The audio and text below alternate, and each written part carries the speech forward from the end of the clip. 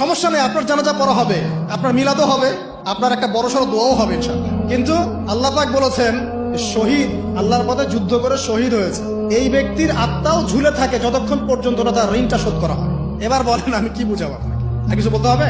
তো এখন সেই দোয়া শিখাচ্ছি আপনাদেরকে, যে দোয়া শিখলে আপনার ঋণ থেকে বাঁচবেন ইনশাআল্লাহ। কত দিবেন বলেন? আচ্ছা হ্যাঁ, এই তো শুকরিয়া। দোয়া করবেন যেন আল্লাহ পাকের দিনটাকে আল্লাহর জমিনে প্রতিষ্ঠা করতে পারি।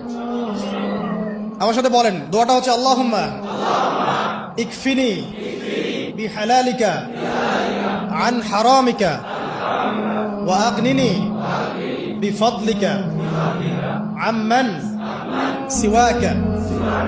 এই দোয়াটা ছোট না, এটা মুখস্থ করবেন, সেজদায় পড়বেন, নামাজের সেজদায় পড়বেন, আত্তাহিয়াতু দরুদ শেষ তারপরে পড়বেন, নামাজ শেষে হাত তুলে করবেন, যখন তখন শেষ রাত্রে করবেন।